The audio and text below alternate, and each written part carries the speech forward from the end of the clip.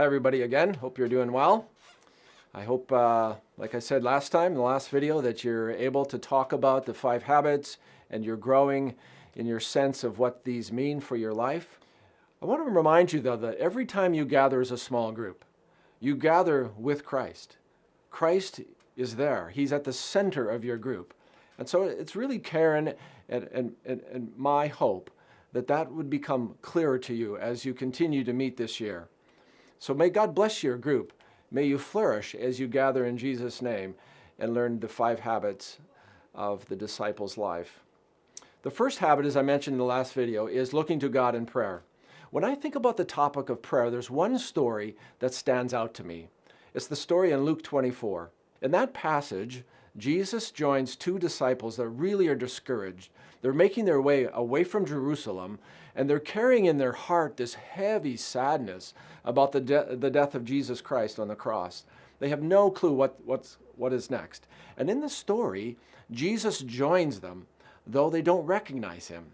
They convince him to have a dinner with them, and while they're eating together, he breaks bread, and all of a sudden, these 2 disciples who did not recognize Jesus, and they now fully recognize him, and the Bible passage says that their eyes were opened and their hearts were warmed, so much so that they got up from the table, they ran away to tell their other friends, their other disciples, that Jesus was alive.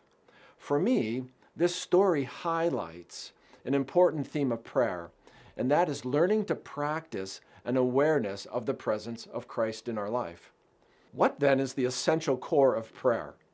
I would offer it's the journey from not being aware of Christ with us to being fully aware of Christ with us, or the journey from distraction to clarity. Now, in the Bible, there are many types of prayer. There's prayers of praise, prayers of intercession, prayers of healing, prayers of lament. But what I would suggest is that all of these prayers have something else in common. All of them arise out of the soil of an awareness of God.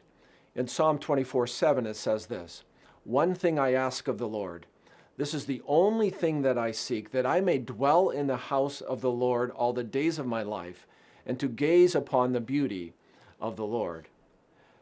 That verse, in my mind, summarizes what prayer is. That is, being aware of the beauty, the power, the goodness of God. Just like the 2 disciples in Luke 24, prayer is becoming more aware.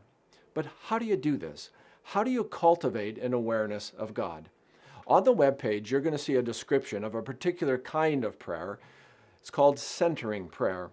I would invite you, as a small group, to read that description of centering prayer, and then to practice it over the next several weeks. And then after that, talk about it in your small group as a way of cultivating this habit of looking to God.